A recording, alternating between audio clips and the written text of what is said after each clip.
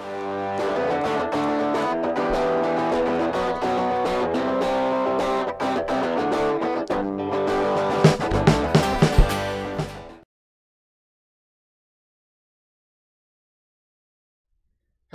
and welcome to Trinity Talk Live, water cooler conversation from a Christian perspective. I'm Ken Coughlin. And I'm Ben Lander. And welcome for, what's the third week we've been back in studio, isn't it? Yeah, in this one. Yep. Yeah, this is, and you know why I love the studio so much?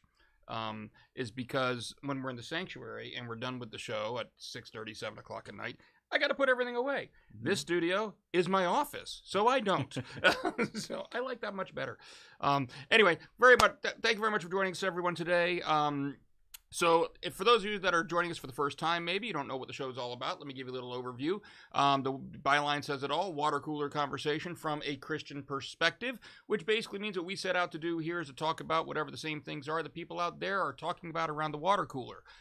That may mean sometimes the topics have a particularly Christian bent to them. Sometimes they're just what everybody, even in the secular world, is talking about. But what makes this show unique is we do try to bring a uniquely Christian perspective to those topics. So, for example, my camera's I'm sorry, okay, but I'm good. Apparently my camera needed to be adjusted. It threw me for a loop for a minute. I thought she was pointing to the guy who was looking at the wrong camera, so I could see what camera I'm on. I'm on this camera. So anyway, so we try to put Christ first. Doesn't mean we always get it right, but there's no shortage where you can go on the internet to get opinions of everybody about everything. But what isn't necessarily always easy to find is at least people talking about these issues, trying to put Christ first when they do so. So that's what we endeavor to do. And we have a number of topics that we talk about, some news stories, some other things, but tonight we have 4, and you can join in the conversation as well. As a matter of fact, we would love it if you would do so. And the way you join the conversation is you watch us we are live right now at 5:30 on Wednesdays on both the Trinity Joppa Facebook page and the Trinity Joppa YouTube channel. If you are watching on either one of those, then you have the ability to comment. You can comment in on YouTube in the live chat, or on Facebook, just the comment section. Why are you spinning around and looking at me? Your audio is out of sync. My audio is out of sync. It was for a while. Check. It is out of sync. It is massively out of sync. Why is my audio out of sync? It wasn't when we did audio check. It wasn't. Interesting. Okay, let's just do something here. This is going to be a bit funky because we've had this happen before where it showed up as being out of sync on our end here when you're looking at it, but then we pulled it up on YouTube, it actually wasn't. So I'm going to watch myself on YouTube to see, and if anybody is watching and can comment, let me know if we're... Yeah, I was building up to that point that I hadn't actually done that yet. So I was working on it. It's easy, quicker, just get on the phone. But if anybody's watching us live, you can tell us just in the live chat if my lips are matching up to the sound of my voice. It actually looks a little better to me now, just looking at that screen. Check 1 2, check 1 2. How do I look? How do I sound? It's catching up. All right. Well, you already got it pulled up. How do I look? Just listen to me and look at me and talk to me. In the live chat, if my lips are matching up to the sound of my voice, it actually looks a little better to me now. It's a little better. It's still kind of off. It's still a little bit off. Well, really weird. Much less. Yeah, that was weird. Okay, and this is stimulating television. I know. So we will hopefully it'll all work out in the end. So it's off. Yeah, it's off a little bit. Yeah. Well, you know what? But it's appropriate because I'm a little off. So I don't know, to be honest, if there's much we can do about this live on the air. It's better now. It's better now? Yeah, it's getting better. It's getting better. All right, so what I was trying to say was that if you want to participate, like Katie has already done, that's how it works. You comment in the YouTube live chat or the Facebook comment section, and I will have them both pulled up here on my trusty laptop, which I normally have before the show starts, but I did not. And then I will see it here sitting at the desk, and if once we have a logical break in the conversation, we can bring up whatever your comment is or a question. If you agree with us, disagree with us, have something you want us to ponder, we'll see that, and we'll work it in, and we'll respond right here live on the air. that's pretty much how the show works. So please participate. It makes the show more interesting. We have 4 topics we're going to be talking about today. So I'm going to go ahead and introduce what our first topic is, and then I'll ask Ben to kind of lead off on it so I can get Facebook and YouTube up here on the laptop and actually see if anybody makes any comments. So our first topic today is, well, this is one I'd mentioned before, that sometimes they're uniquely Christian in perspective, sometimes they're just general, what everybody's talking about. This is one that definitely has been talked about amongst the Christian community, I think. Not to say it hasn't been talked about outside, but maybe more than any others. And it's one that we've talked about. I've made no secret of the fact that, obviously I'm a Christian apologist, and one of my, we have somebody already, I got Facebook, YouTube up, and I'm gonna mispronounce that. I think it's a username. Marwan Mode 1 says, "Hi there. Hi. How you doing? Thank you for watching and joining us here today." So our first topic today is about Ravi Zacharias. I've made no secret of the fact that, Ravi Zacharias, as far as me and my apologetics ministry, has been one of the larger influences in that ministry. And I think when he was close to death and passing away, he hadn't quite passed away yet, I thought, but the doctors were saying it was pretty much inevitable. We actually did talk about that on the show. And then on the other show that I was hosting, and actually, newsflash, I'm hoping to get going back up again here very soon, Pocket Size Apologetics, we actually did a tribute episode to him for that. Well, there was, prior to his passing, there was an accusation that was made of some inappropriate messages going back and forth between himself and another married woman.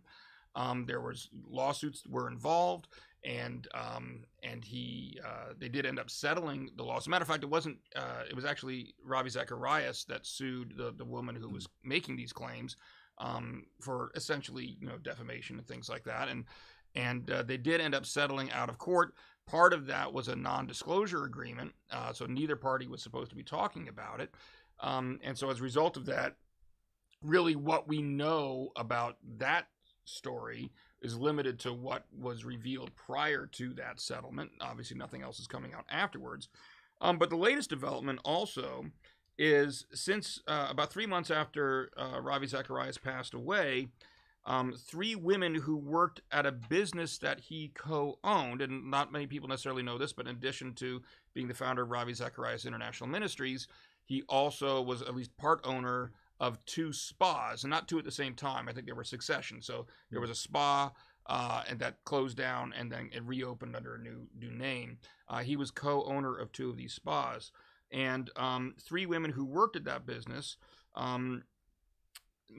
claimed that Ravi Zacharias would come in quite frequently and touched them inappropriately, exposed him, did all sorts of sexual acts upon himself, and tried to get them, in many cases, to do them to them as well. One said that he did this over 50 times in front of her. Christianity Today wrote an article about this in September 29th is when the article came out. So about 2 weeks ago, roughly a little over 2 weeks ago, somewhere in that time frame. And the women who made these claims said that they have not spoken up previously because they didn't want money, publicity, or apologies. But this is a quote from the article. It says, in the wake of Zacharias' death, they said they want other victims who may be out there, like Thompson, who I believe was the original accuser, to know that they are not alone. The people that are currently running Ravi Zacharias International Ministries have denied this and said this is completely inconsistent with the man that we knew. A lot of things we could talk about here, but what are your thoughts on this? Yeah, I think the obvious thing that our minds go to is, wow, this is kind of a shock. And I know you've said before, too, that he was very influential, and he's been very influential in my, not that I'm a apologist per se, but just in theology, too, and the development of a lot of that. So he's done a lot of good work for the kingdom, I believe, and the place that we automatically want to rush to is, well, we want to know the answer. We want to know, is this true? Are these allegations true or not? And I hate to say that whether or not they are, my inclination is that it's kind of a moot point now. A, because he's not around to defend himself, but B, because I think the damage is already done for some people, and I think that's exactly what the enemy wants. That's what how the enemy operates. Now, certainly we need to be sensitive to those victims if indeed these allegations are true. We don't want to minimize the severity of these sins or these accusations by any means. And so ultimately, I think those with a large platform, specifically Christian leaders with a large platform and a large following, it always seems to be that there's the biggest fallout from these, because that's exactly the way the enemy operates, is because if he can get a Christian leader to stumble and fall, and then that has a large fallout with all those followings. Because what we tend to do, it's kind of human nature, and we're not exempt from that in Christendom, is that we tend to look up to these heroes of the faith. We idolize them, really. They become these idols where, just as the Apostle Paul says, people were doing that. This is nothing new. People did that in biblical times, and the Apostle Paul came out and said, don't imitate me, only imitate me as much as I imitate Christ, right? So people are kind of following around Paul. He's like, no, I'm an imitator of Christ. Imitate him as I do. And so could these be true? Absolutely. I mean, Ravi Zacharias at the end of the day was a man, just like any of us. He was human. He was prone to sin, as we all are. We all fall short of the glory of God. There was only one perfect person, that's Jesus Christ. And so it saddens me a lot, because I do, kind of gain a lot from his ministry. And the other thing I think to note also is that just because, even if these allegations are true, that doesn't necessarily minimize the work that he's done either for the kingdom. There's going to be these people in kind of on the middle, sitting on the fence, that see this, and then they're going to break away and say, well, I don't want anything to do with another Christian hypocrite, right? And that's and that's like what I was saying earlier. That's exactly what the enemy wants. But just because somebody falls doesn't mean that, truth is still truth no matter who speaks it. And so, it's disheartening. It's sad. I kind of want to know the answers, but I kind of don't either. Yeah. But I don't know. What are your thoughts? Well, I mean, a couple of things that this illustrates for me, and again, you're right. He's not around to defend himself. We don't know all of the facts. At the same time, and all I'll say in that regard right now is that there certainly have been enough facts that have come out about these stories, and even about the original accusation, that disturbed me. Maybe that's the best way to put it. That disturbed me. And again, it's not a court of law. And I try to be very conscious of the fact that you're right. He's not around to defend himself anymore. And so I think it would be unfair to jump to any definitive conclusions. But yeah, I mean, some things about this, they definitely bother me. And as an attorney, I look at it also with that critical eye, and let's just say things that I'm raising some eyebrows about. And I guess here's my concern with. I agree with you in one sense, when you say that it's kind of a moot point because the damage is done. The flip side of that is, if we assume that the allegations are true, and there are other women who were victims, there's potentially some healing that needs to be done, and that's kind of what the church is supposed to be in the business of doing. So I don't. Again, if the allegations are true, I don't fault these women for coming forward with it. You have the same questions you always have. These things dated back from like 2005 to 2010, I think was the time frame. And it's one woman saying that he was doing stuff to himself, 50 times in front of her.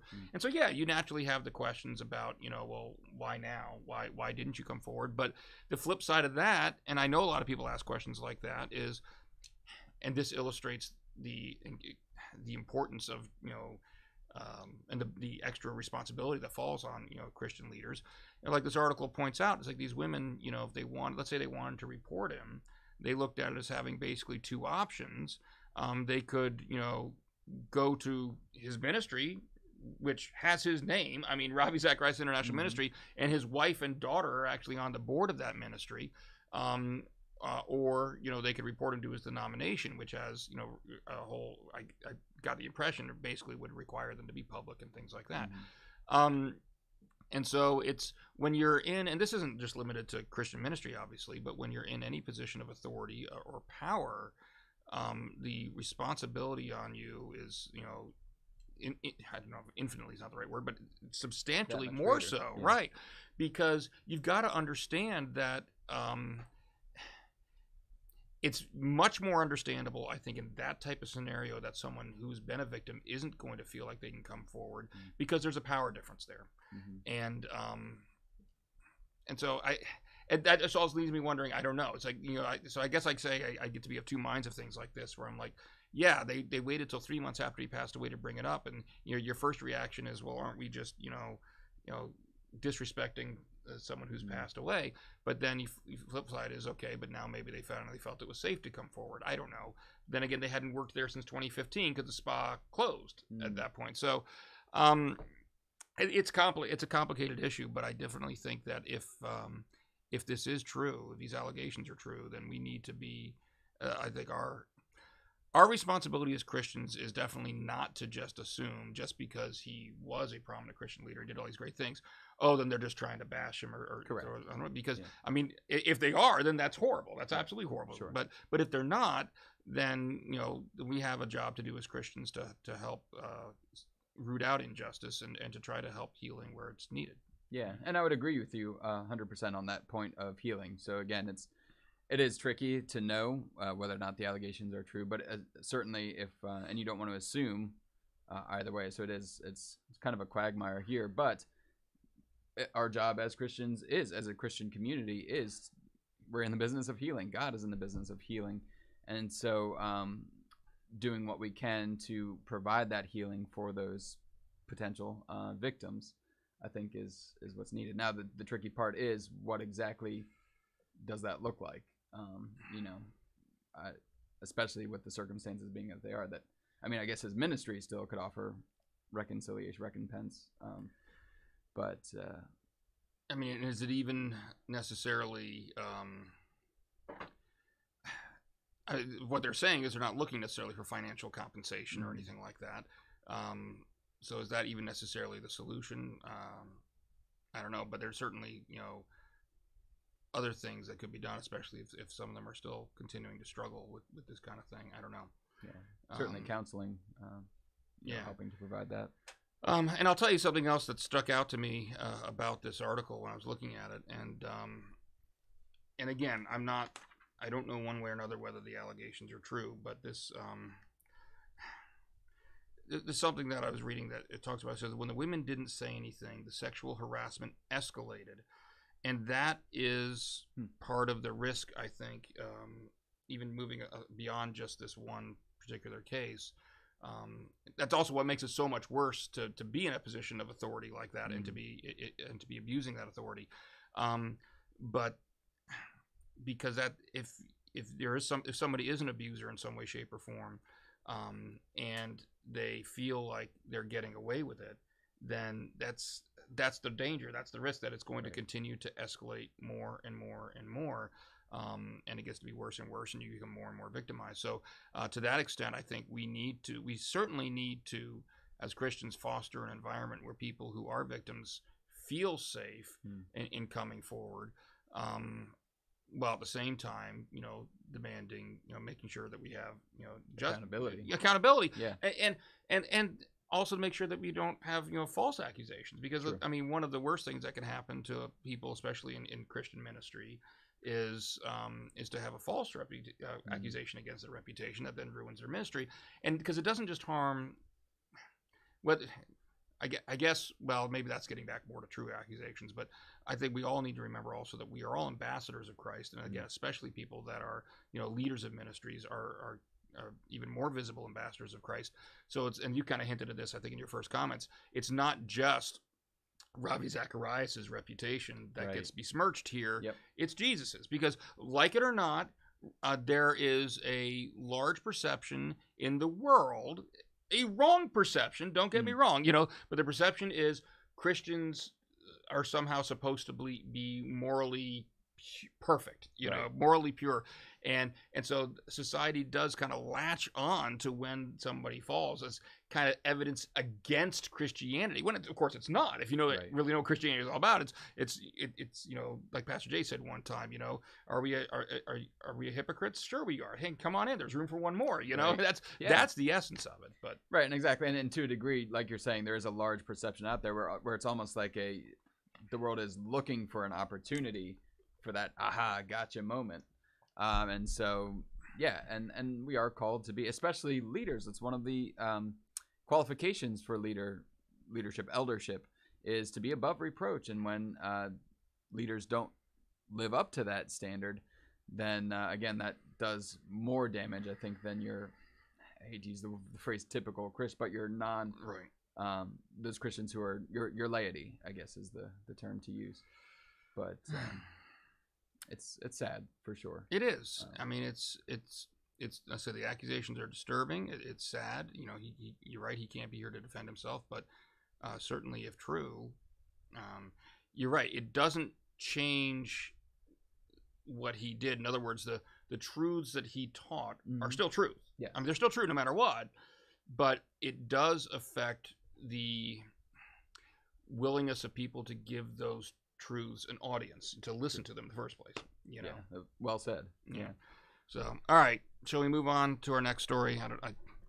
Sure. Now we're going to go into science.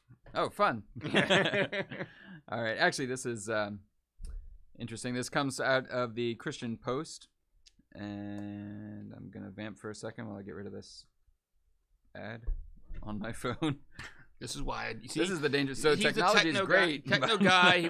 Which I'm actually the media director, but I still go with good old fashioned paper because nothing can go. You don't have these issues. Of course, sometimes the printer runs out of ink, as we just talked about the stories today. Well, actually, yeah, and technology is great, except for when you close out an ad, you close out the entire tab on your phone. So I'm gonna vamp for just another second here. You don't have the story memorized? Oh yeah, no. Not at all. All right, so this comes out of, waiting for this to load, Christianity Today. The Christian Post. Christian Post, yeah. Talking about the Nobel Peace Prize. So this year, the Nobel Peace Prize has gone to the inventors of CRISPR. If you're unfamiliar with what CRISPR is, it's CRISPR. Don't ask me what it stands for because I can't tell you, but it's a gene editing software. And so the inventors of this Nobel Peace Prize, the inventors of this gene editing software have just been awarded the Nobel Peace Prize this year. Nobel Peace Prize. Nobel Prize for Chemistry. Big difference. Okay.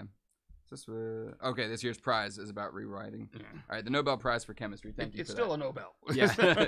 But they're being honored with a Nobel, and this is Emmanuel Charpentier and Jennifer Doudna, and I apologize if I mispronounce those. First of all, it's being touted as an achievement for women because this is the first time that two women in their field of study have been awarded with something without having a male colleague attached to it. But also, they're touting CRISPR as about rewriting the code of life. So if you're unfamiliar with CRISPR, that's what this is. It's a gene editing software where basically, it's been exaggerated a little bit, but it's basically talking about a genetic pair of scissors where you can just go in, clip sequences of DNA, rewrite them, and then it changes the whole genetic code. And this article from the Christian Post raises, this is being touted as this great achievement, while scientifically speaking, yes. However, it's kind of like that line in Jurassic Park. You're so busy figuring out whether or not you could, nobody stopped to think about whether they should. And so there's a lot of moral and ethical questions and dilemmas that are brought up here as far as gene editing and whether or not we should, and the temptation to play God comes into effect here. So what are your thoughts on gene editing? Bad idea. Next story. All right. I'm going to give a quick little science lesson for those that, I think sometimes people think of genes as like these little dots that are inside us that say what to do. Everybody's heard of DNA, right? So DNA, you picture a big long strand of DNA. You got double helix, right? And not without getting too complicated, along that whole DNA strand, there's sections that are called chromosomes, And then on those chromosomes, there are sections that are called genes. All right. The vast majority of the DNA strand is not made up of genes, but that's kind of how it's broken down. They're portions of your DNA strand are what are genes. And what those genes do is they have the code on them instructing how to make certain proteins, how to go out and build stuff that your body needs. So for example, if you're getting your eyes are being built as you're in the womb, all right, there's a gene that basically is going to say here's how to build the eyes and what the eye color is going to be. Even that's oversimplifying it. Actually, there's going to be multiple genes that are going to be involved in that process. All right. So here's the first thing that stood out to me when I read this. And the Jurassic Park quote is very apt, and I don't even think people have really grasped the first part of that. I don't even think they're doing what they think they're doing, because we don't. I mean, people think, oh, we've mapped the entire human genome. Right. Well, that's technically true, but also that doesn't mean we have a full, complete understanding of everything about the human genome. For example, people like to think, pick your subject of the day. I won't go into too much about this, but let's say people say, well, there's a gene that determines X, all right? Which, first of all, is not necessarily true with a lot of things we see in adult life. There's both a biological component to it and an environmental component to a lot of our traits. But your physical traits, it's genes. That being said, you can have the same gene. It's not like this one gene, oh, that's the gene that just does eye color and nothing else. No, the way God set this up, it's brilliant if anybody's ever studied DNA. It's amazing how efficient of a machine this is, the human body is, because you can have the same gene that actually codes for different things. And so you may think that I want to go in there and use this CRISPR to cut out this one particular gene that I think is deleterious in some way, shape, or form. But what you're not taking into account, and what you may not even know, is that same gene also codes for something else over here. And so you think you're just, a surgeon with a scalpel cutting out just this one little thing that you don't want. In reality, you're going through the human genome with a bulldozer, and you don't realize that. And so, I mean, even before we get to the ethical questions about even if this were to work perfectly, whether we should do it or not, which we can get into, this as a purely practical matter, I found this to be a naive endeavor in the first place, to think that we can go in, just knowing, if anybody knows a lot about the human genome, to even think that we can just go in and, like the surgeon's scalpel, just change this and that and that and not have any other negative repercussions, is just plain naive, as even the article pointed out. Yeah, it's kind of like taking a computer novice and giving them programming for dummies and having them write an entire computer program. Right? That's essentially, yes, we technically have mapped the entire human genome, but we don't know how those genes interact and how they are. Even in this article, I'm glad that you brought that up there, because it says still, despite their best efforts, around half of the embryos. So this is talking about a certain study where they donated 18 human embryos to the Francis Crick Institute in London, and so they did this. They used CRISPR on them to edit these genes, and about half of them contained what researchers called major unintended edits, Yeah. which is just fancy speak. Stuff went wrong. Yeah, and things that would lead to birth defects or future medical issues like cancer. So even this article is recognizing that this is by no means an exact science, and so yeah, there's a lot of danger involved. Before we even look at the ethical problem, there's a safety concern. Now let's talk about the ethical problem, because this is complicated, and I'm gonna start out by making the argument that I think could realistically be made in favor of this from an ethical standpoint, and that is, take things like sickle cell anemia. All right, there are disorders that we Down syndrome, right? Am I right on that? That's a genetic disorder, if I'm remembering correctly. Yeah, I could be wrong. Somebody can correct me in the comments, but the point is, in general, there are various different disorders, diseases, maybe disease probably isn't the right term for them, that are genetic disorders that are caused by some flaw, if you want to call it that, in the human genome. That arguably, and there's plenty of different types of genetic therapies and everything being performed today. The idea is, if we have the opportunity to correct these, then shouldn't we do that? And so that's that's the argument I can see in favor of this. Of course, there's other considerations to take into account as well. But I'll play devil's advocate right now. I just made the argument in favor of this type of activity. What do you think? Well, I would define correct. I mean, so the underlying assumption there is that having Down syndrome makes somebody defective. Okay, right? but what about sickle cell anemia? Take that one as an example. It turns okay. So I see I see the argument that it's kind of like all other modern medicine kind of equating it, but I don't think it's a direct analogy there, because in medicine you can take this is affecting your entire DNA, and so and there's questions, and maybe you read into more of how exactly CRISPR works. If you can use it on actual adults, or if it has to be embryonic. And, I don't know the answer. That's a good question. But the unintended consequences there for sure. Still, the unintended consequences far outweigh, I think, the potential benefits, at least at this point in time. I think we get to the point. I think you got two levels there. You're right. You've got unintended consequences. We clearly, human beings like to think we know more than we really do, and we don't. I don't think we have enough knowledge to really say definitively that we could do this responsibly. And the flip side, and this is, I think, the main thrust of the article here in Christian Post, is there's, where are the ethical boundaries? Where's the policing, so to speak, of this? What's to prevent someone from, starting to say, hey, I'm going to create custom-made kids? Let's assume this could work out perfectly. We could do exactly what we want. We know everything about how the human genome works. Mm-hmm. Well, then, who's going to be responsible for making sure people aren't, playing God, doing things like that? And those conversations are already out there. It's what is it called? I forget the term that people have coined, but it basically, you go into one of these gene editors and you can basically select your child's eye color or hair color or things like that. And that's just, again, getting into that ethical dilemma of playing God. And every time that we do that, I think there are, let's just say I don't think God's going to be very happy about that. Well, the thing is, people, and for those that think that we're being naive, say, oh, people aren't.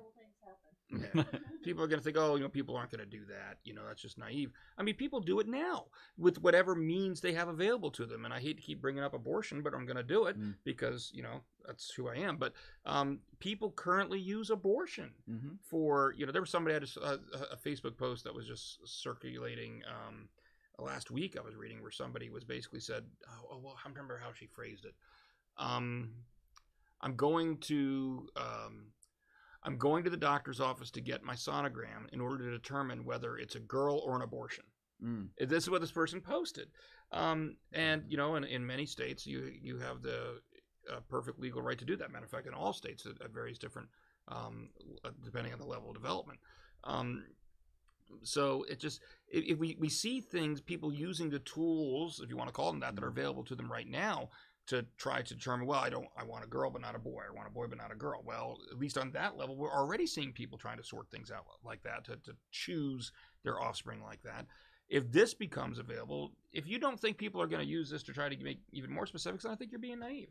Well, and then extrapolate that. So say we have it perfected to an exact science where we can select down to the eye color, hair color. What's then to prevent, going into science fiction here, but potential science fact of genetic splicing, where you take animal DNA, splice it into humans, say, we can regrow limbs. I'm talking like Spider-Man. We can regrow limbs like lizards can.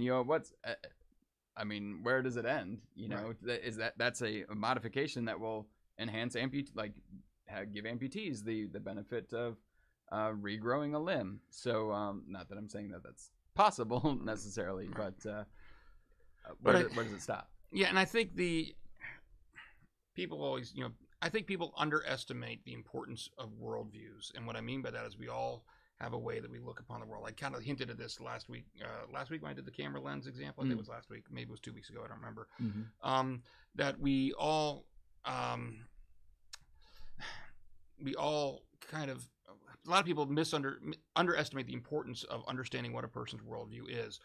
Because what your worldview is, I think a lot of the ethical disagreements we're going to see on an issue like this do boil down to what your worldview is. In our case, we're Christians, so our worldview is that there's holy God is the creator, right. And that's what He has done. That's not our job. We're not, we shouldn't be, and we talk about, we're like playing God. We try to do things like this.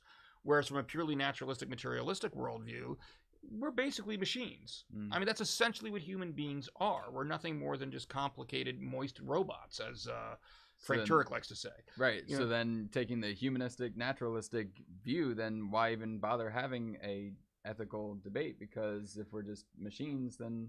Well, there is no, you get the whole thing. There is no such thing as ethics. Yeah, there is no such thing as morality in that situation. That's that's a big one. We can go into that. But my point here is that, you can see where people think that this kind of tinkering, use a term that they might actually agree with, because you want to try to minimize what it sounds like it's really impacting. This kind of tinkering is perfectly okay, because after all, we're just machines to begin with, so we just want to make a better machine. Whereas, and of course, and if we are all there is, then we are the ultimate authority to decide whether or not to do that. There is no higher authority to answer to. So worldviews and what your worldview is really does impact how you're going to see things like this. A gentleman by the name of Chris Dill says, hey Chris, how you doing? So so that I just think that we need, as Christians, I think we do need to appreciate, first of all, our own lens and what it is and how it influences the way we see things, but the importance of having conversations at that level. And this is kind of what you started into with that moral question, is evaluating not just people's opinions on specific issues, but being willing to engage in dialogue and have questions about them, about their broader worldview. Because lots of times their decision on a particular issue is really dictated by what their broader worldview says and how they interpret it. And so, for example, in this case, we could point out in a purely naturalistic worldview where there is no God, for example, then there's no such thing as morality. Right. I mean, and that's something, no object of morality anyway. There can be subjective morality where everybody has their own opinions, but that's clearly not what most people think about, morality being where the chips are down. And so that's one way, for example, of kind of having a conversation to evaluate someone's worldview and to show them, hey, look, on your worldview, here's the logical consequence. Can you really live with that consequence? Because if you can't, then maybe you need to reevaluate your worldview. And by getting them to reevaluate their worldview, then by extension, that may get them to reevaluate their positions on certain things like this. Right. So I guess we're done with that one. I guess so. That lull means we've talked this issue out and we're done with it. We have all the answers. No, I don't think we said that. I don't remember saying that ever. We never said that. So, disclaimer. All right, let's move on to our third story, shall we? Sure. And this is one that I've actually been kind of wanting to talk about in some way, shape, or form for a little while. For those that know me, I'm a movie guy, and I don't just mean that I'm the media director, so I'm like the guy that runs all the cameras. But I like movies. I make movies. I've made a lot of short films, produced, direct, acted in. And so as an art form, a cinematic art form is something I'm very much interested in. And one actor who I was very impressed with was Chadwick Boseman. And loved him in 42. And it's funny because I'm a huge Harrison Ford fan, and admittedly, that's what kind of got me into the door with 42. Is Harrison Ford was playing Branch Rickey, but then I got to see Chadwick Boseman as Jackie Robinson, and he was phenomenal. He was absolutely phenomenal. Of course, what most people know Chadwick Boseman as was Black Panther. Black Panther, yeah, he was Black. He was Black Panther. Well, he passed away on August 28th. From colon cancer, and the outpouring of support for him after that was dramatic. I mean, a lot of people really loved his work, and so we never really got to talk about it at the time as far as his passing. But a story came out just last week, and I don't have the website, so I don't know what website this was from. I want to CBN News. CBN News. That had kind of it wasn't a long story, but it had kind of a passing comment, if you want to call it that I thought kind of opened the doors to some interesting conversation. And this was actually a story about Chadwick Boseman's brother, and basically it talks about his brother Kevin Boseman. They grew up. He had, I guess, a couple brothers, but this is specifically dealing with Kevin. He was, obviously by Chadwick's side while he was going through his final days here in struggling with cancer. And he talks about how, initially his prayers were obviously, like a lot of us are in that situation, get rid of the cancer, heal my brother, make him better. But then towards the end of his life, and actually, I'll just read what it says here. It says, the day before he died, Derek shared a heartwarming conversation with his brother. Chadwick told him, man, I'm in the fourth quarter, and I need you to get me out of the game. When he told me that, I changed my prayer from God heal him, God save him, to God let your will be done. And the next day he passed away. I found that, I guess what appealed, I don't even know appeal, I'm trying to think of the right word, but what stuck out to me about that was, is there a lesson there or consolation, advice, I don't know how you want to put it, about, how to face situations like that as the person who's kind of on the outside looking in, the struggles that we face when a loved one is going through something like that, and what it means to rely upon God in those moments. Yeah, it reminds me of, there was a story that Tony Evans in his video that he did, Kingdom Men Rising, it reminds me very much of, there was this gentleman that they talked about, and I forget his name now, I'll have to look it back up, but it gave this whole story about he and his wife. He was the worship leader at one of at Tony's congregation, and Dr. Evans, and his wife ended up getting sick and she passed away, and immediately this worship leader's response as he was sitting there in the hospital room was to lead his daughters in singing worship music and singing praise. And Tony's reaction to that was, man, you have to have a history with God for that to be your knee-jerk reaction, to worship him as Job did, in the middle of pain and suffering and all of that heartache, but yet to say, the Lord gives and the Lord takes away. I think it takes history with God, a deep faith. And so looking at the story here with Chadwick Boseman and his brothers, first of all, I was unaware of Chadwick's faith until I read this came out. I know. Yeah, and so that's encouraging. I'm glad to hear that. It's a uplifting story, so that's great. And it was uplifting to hear about his faith and just how the response of his brothers and everything, and this is a positive impact that it can have for the world looking on at somebody who here again had a platform, and his faith kind of this testimony of how he handled his own mortality, really. And that's the temptation for all of us when we're faced with that, or even from an outsider looking on, when we're faced with the mortality of a loved one.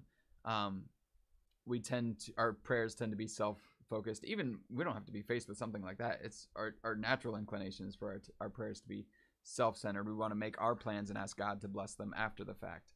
And I think it's so poignant here, I think, is that point where he said he shifted his prayers from God heal him, God save him, to God your will be done. Because ultimately, like the Apostle Paul would say, for me to live is Christ, to die is gain. So we know that Chadwick, with his faith and his relationship with Christ, that for him to die, to be taken out of the game, so to speak, as he was requesting, was ultimately gain for him, to be with Christ. And so that's, again, going back to, we always kind of touch on this, is having that eternal perspective. And it's difficult unless we have that history with God, where we've seen the faithfulness of God, we've seen his love, we've seen his mercy in the good times, in the bad times, in the hills and in the valleys. And so to rely on that, when we have to go back to remembering those times when God has been so faithful and been so good, so that when we're in the valley, we have that history to draw on. And it's difficult, but I think it's something that we can practice as Christians, and should practice more so, is praise, even in the midst of suffering. And so by praying, God, your will be done, it shows a proper perspective of who God is and who we are. Even in Chadwick Boseman's words here that his brother said, talking about, man, I'm in the fourth quarter, I need you to get me out of the game, made me think of something. I guess a common, it says something about Chadwick Boseman's faith as well. And I know that a lot of people, have dealt with, I'm sure people watching this program have dealt with this, and I know people personally that have dealt with this, where you have someone who doesn't, not just a loved one passes away, but a loved one who passes away kind of slowly, Yeah. and it takes a while, and maybe they're not verbally responsive for a while or something like that. And I often wonder about this, because one thing I've seen a lot of people say is that they think that maybe sometimes these loved ones, even though the end is probably inevitable, biologically speaking, obviously nothing's impossible with God, but they're hanging on. A lot of people describe it as, I think my loved one might be hanging on because they're worried about what's going to happen to the people that are still here if they move on. And I've heard a number of people say that you reach a point where you almost, or maybe even literally, give them permission, and you tell them it's okay, it's going to be okay. And I've heard a lot of testimonies that when people do that, shortly after that, their loved one does in fact pass on. And that just reminded me, when I went with Chadwick's comments here, it was almost like he was asking his brother, you got to tell me permission. You got to tell me it's okay for me to move on, because he's holding on for his loved ones, which is obviously very admirable. At the same time, there's something better waiting for him. Absolutely. And we, as the loved ones that feel like we're being left behind here, I think that's hard to focus on, but that's something that obviously his brother here was able to do, to get to that point. And I don't have an answer as far as when you reach that point, because certainly when you don't want it, like, just because someone gets diagnosed with cancer, say, okay, good to go, right. That's just heartless. And so I don't have a concrete answer about when is the appropriate time to shift. I think in this case, you have Chadwick Boseman, like you said, asking almost permission for that, and so maybe that's a good indication that this is a time to shift it over. Yeah, I think it's definitely a process for both the one who is passing and the loved ones of that person to come to that point of acceptance. And I've been with families who, as their loved one was passing, I've been with families on numerous occasions as their loved one has passed right there in front of me. And so it's always, again, you never want to discount what God can do, but when someone has reached that point of acceptance, that they know, especially if they have a faith, a strong enough faith, that what's waiting for them is so much better than what's keeping them here. Right. And I firmly believe that there is a connection between someone's mental health and their physical health. We've seen, there's studies that even show examples of this, but it's hard to quantify the human capacity for the will to live. And so, but I think there is something to that, once that, because you hear story after story of families who say, okay, you can go be with the Lord, or basically it's okay to leave. That's very common, and usually not long after that the loved one passes. So there's a lot of mystery still that revolves around the whole process of transition, we'll call it, out of this life and into the next. Even scientifically, we don't really know exactly what happens in there. We know the signs and everything, the physiological things that happen, but that's the ultimate end for all of us, at least in this life. And so there's a mystery there that we don't quite know. But even though, like, again, going back to what Scripture says, now I know in part, then I will know in full, even as I am fully known. Right? So now we only see as in a mirror dimly. We only have so many answers that we can give. But we know when completion comes, as Paul would say, that we will be fully known, and we will have answers, and we will be reunited with those who have gone before us. So I think all of that is part of this process of acceptance for the person to know that they are, hopefully, if they are a person of faith and they have that faith, and there is a greater degree of peace and acceptance there, as far as what I've seen. Someone who's got a deep faith, generally that correlates to more of an acceptance of their own mortality. And then for the family as well, it's more of an acceptance, because we know that when we're saying goodbye, it's not a definitive goodbye, but it's just a farewell until I see you again. And that gives us that release to be able to say it's okay. I mean, maybe that's part of the process you talk about is not just, I mean, it's one of those things where it's like we know things up here, but we don't always feel them here, you know? And maybe that's where the process needs to get us from, but because you know that it's, like you're saying, it's not a definitive forever goodbye. It's more of a see you later. But you've got to get to the point where you're really feeling that way, because the natural inclination is, you know, because we live in a society that, getting back to that worldview discussion that talks about, you know, death's the end. That's all there is. Well, no, it's not. I mean, this life is barely a blip on the radar screen, you know? Yeah, and it's good. That's a very good connection that you make there, is that worldview. I think you're absolutely right, that the worldview we have, again, going back to that faith, if our identity or our hope is centered in Christ, then yeah, to live as Christ, but to die is gain. But if our identity, our hope is in this life, well then when you come to the end, then where's your hope? Right, there really isn't any. Yeah. And it's going to be a lot harder to come to that point of acceptance, because what are you accepting? I mean, yeah.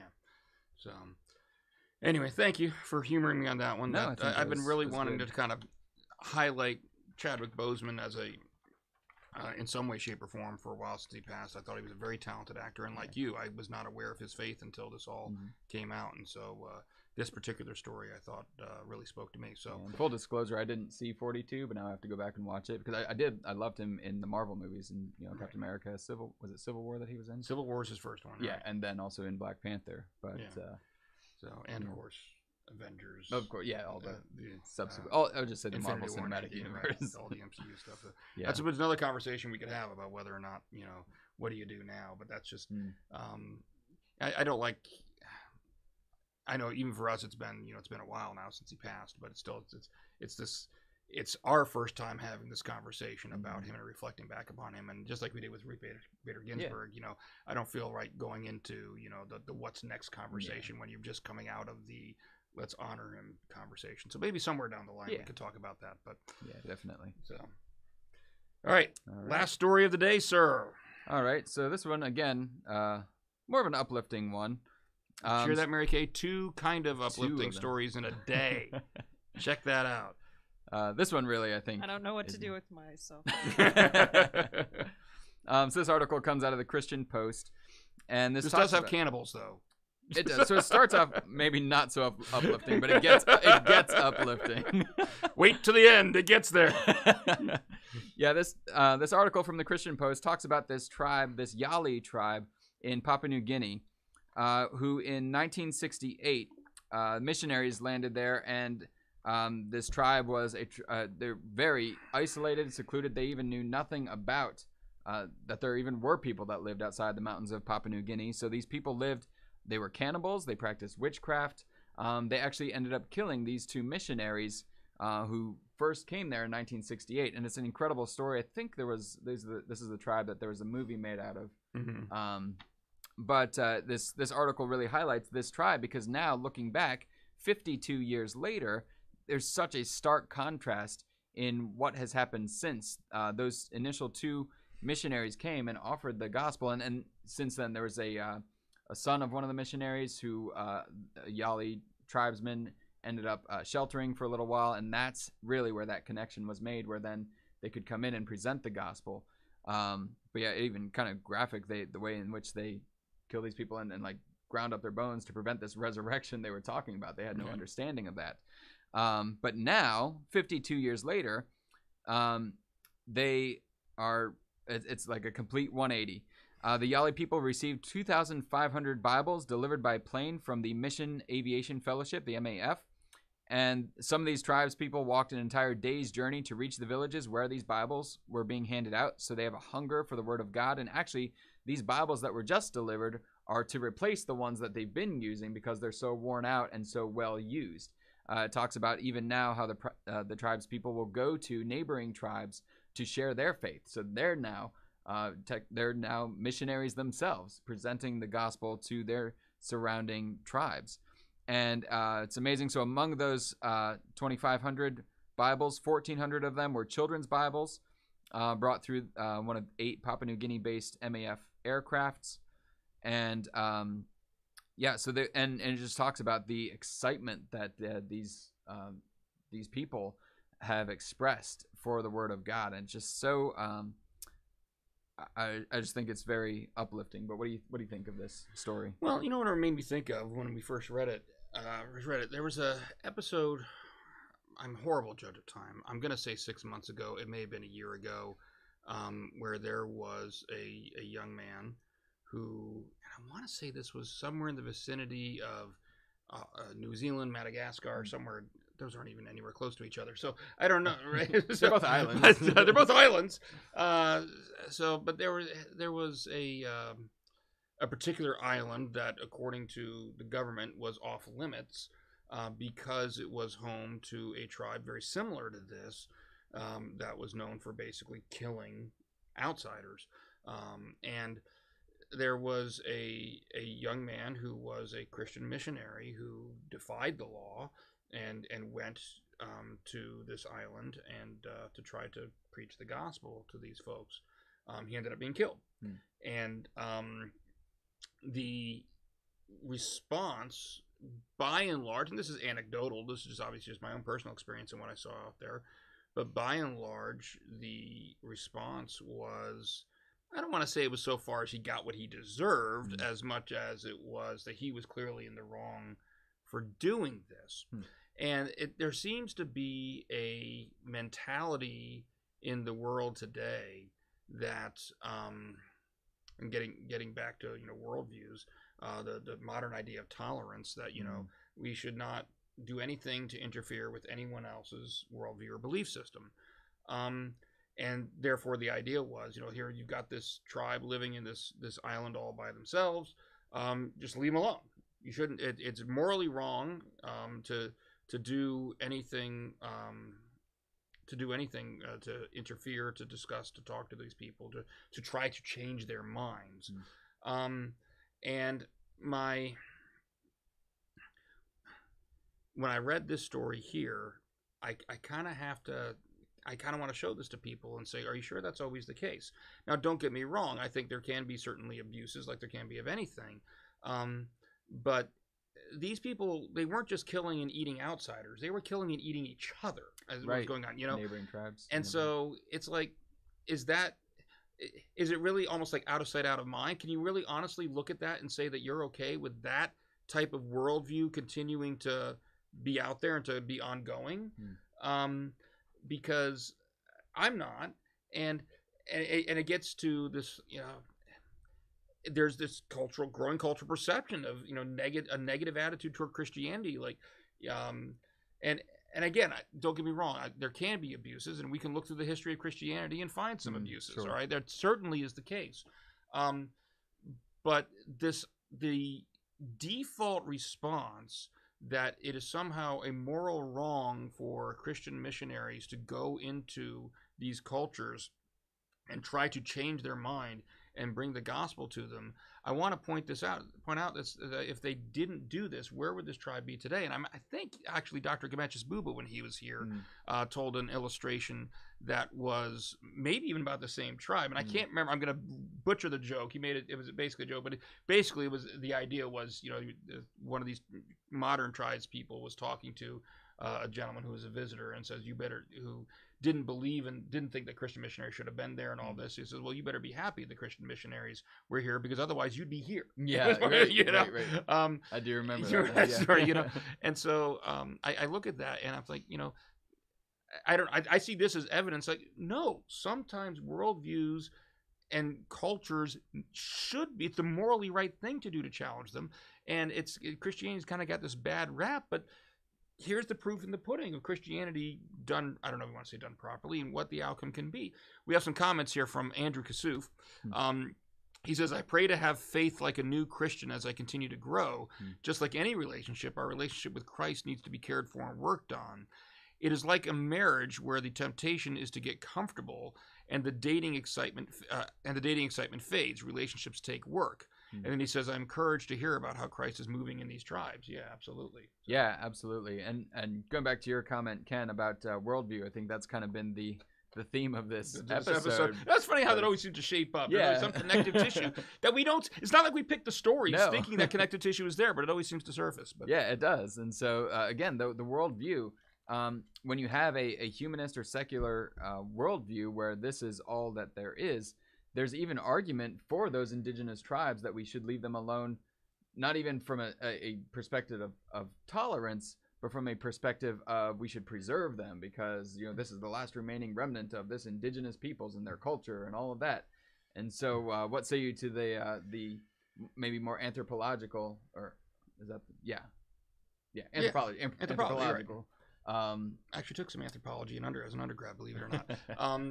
My answer is no. I mean, the fact of the matter is, and you're right, it's on worldview because, and it's completely inconsistent. But the argument for that basically would say that you're right because they're the last remnant. There's value in there, and that should be preserved. Well, the moment you even say should, you're assuming a higher moral law that is applying to the situation. Where are you getting that from on a humanist and materialistic perspective? You're not. And so there's a logical disconnect with even the argument that's being made there. Whereas if you break that down, you realize, no, there is an objective moral law. There is something we're subject to. Well, now that changes the equation, getting back to how worldviews affect how you look at things. If we start to realize there is a moral law above us, a standard that's determining what's actually right and what's actually wrong, then all of a sudden the mere fact that something is unique doesn't necessarily mean it should be preserved. We still have to ask whether or not that thing is something that should be preserved, that is in accordance with that moral law. And I get it, you certainly want to be sympathetic and empathetic to other peoples, but when that culture is telling them to kill and eat each other, then I'm sorry, but that objective moral law kind of comes into play, and you say, no, we should be taking some steps to stop that. We shouldn't have a world where we're willing to tolerate that type of thing. Yeah, and something interesting too that I want to pick up on, that just because that was the general practice of the tribe, there's evidence even in that back before when they were still living this way, that not everyone always all the time killed someone. Like that wasn't their de facto thing, because otherwise this child of these missionaries would have been killed and eaten as well. But it's clearly one of the Yali tribesmen had compassion on this child and protected him. So again, there's that moral law that was written on his heart at that time, and God used that moral law to effectively save this entire tribe. And by bringing them the gospel. And so I think that's where it goes back to that worldview, where from that Christian worldview that we have, that's our command. We're commanded to go and make disciples of all nations. And so I don't think, obviously anthropology does not trump God, theology.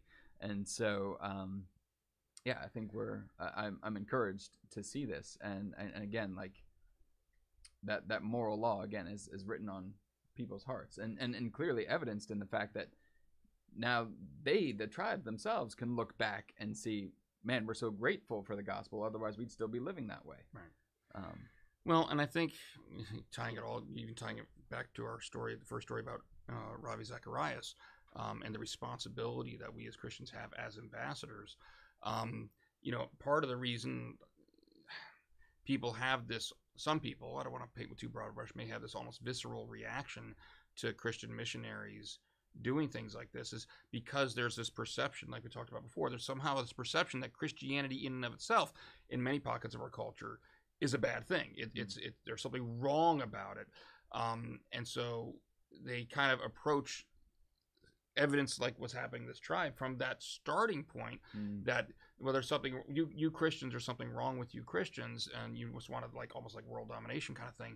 And so we then as Christians ourselves and ambassadors, especially Christian leaders, need to be very much aware of the potential damage we're doing, because it reaches, in other words, perceptions influence what I'll call a person's reality, not actual reality, but we talk about perception determines reality. That's not really true, but the perception influences the way people see things. And so if we don't take seriously our responsibility to try to maintain a good perception of Christianity, or not do anything on our part anyway to let people be offended by the message, not by the messenger, as we were talking about last week, then understand that negative perception that people get of Christianity is going to extend to the point where they're going to be looking almost for reasons to not like what Christians are doing. Even and you see it in situations like this, like that gentleman. Like you see people objecting to Christians going in when they stopped a tribe from eating people. Right. You know, how much more evidence an do you objective need? good happened. Right? You know, and that people still oppose things like that. So, Yeah. anyway, so I do think that this is a statement about, you know, when what the Holy Spirit can do. I mean, this is just an amazing evidence of what the Holy Spirit can do. If sometimes we get out of the way or allow the Holy Spirit to actually use us and not allow ourselves to be influenced by our culture and determine things like that. Right. So, Absolutely. all right. I feel a little bit awkward because we actually started about 5 minutes late today. And so, by my count, we've been going for about 65 minutes, Oh, wow. which is, and we're done with our stories. And so that's just not right. I mean, last couple times we've been going close to an hour and a half. So I think we need to vamp for 25 minutes, Ben. So, no. I think we might get those signs thrown at us. Well, especially since our lovely producer over there can mute our microphones. I don't think that would really achieve much. He could actually stop the whole stream. Yeah, that's see that. Look at that face. Look, put that back up again. Put that back up again. That face is not particularly upset. I mean, look, that's just getting a little upset. I know it's 65, but that concerned. It's face. concerned. It's a concerned face. It's not a bawling its eyes out yet face. It's There are tears. Are there tears? Hold on, let me see. I don't see tears on that one. Let me see. Are there actually There are tears? tears forming in the eyes. I see. I don't see those as tears. I see that as the light reflecting on the eyeball in a certain way. So. All right, I think we're good. I think we So going back to perspective, you see the tears or do you not see the tears? Worldviews matter. They determine how you see the smiley faces or lack of smiley faces on the sheets. So anyway, that's all. I mean, we don't need to stretch this out any longer. I think our viewers are probably all tuning out anyway because they're realizing, yeah, they got nothing else to say tonight. So I think we're done. Anything else? We good? I think we're good. All right. Thank you all very much for joining us. Again, we're here every Wednesday at 5:30 here on the Trinity Joppa YouTube channel and Trinity Joppa Facebook page. Mark your calendar. Tell your friends. Share the link. The video is going to be up even after we're done. People can watch it afterwards, and we'd appreciate the views. So, oh, and by the way, if you don't mind, go ahead. If you did like this video, go ahead and, like some people say, pound that like button. You hit that like. Matter of fact, you can hit that like button numerous times as long as you make sure you hit it an odd number of times, because then and so that little thumb on YouTube should end up blue. All right, that's tip. So you hit it as better many yet, times, hit it numerous times on different accounts each on time. different. Yeah, that'd be great too. And subscribe to our YouTube channel, please. We're last I checked, we're about like around 930 subscribers. We are trying to get up to 1,000, so we got about 70 to go. If you haven't already subscribed to the YouTube channel, we'd really appreciate it if you did. If you tell your friends, tell your family about what we got going on here, and get them to subscribe to the YouTube channel, it's going to open some doors for us, basically, when we get to that point. So, all right, that's all I got. All right. Thank you, so Ben. much. Thank you, Mary Kay. And thank you to everybody out there watching. See you next week. God bless.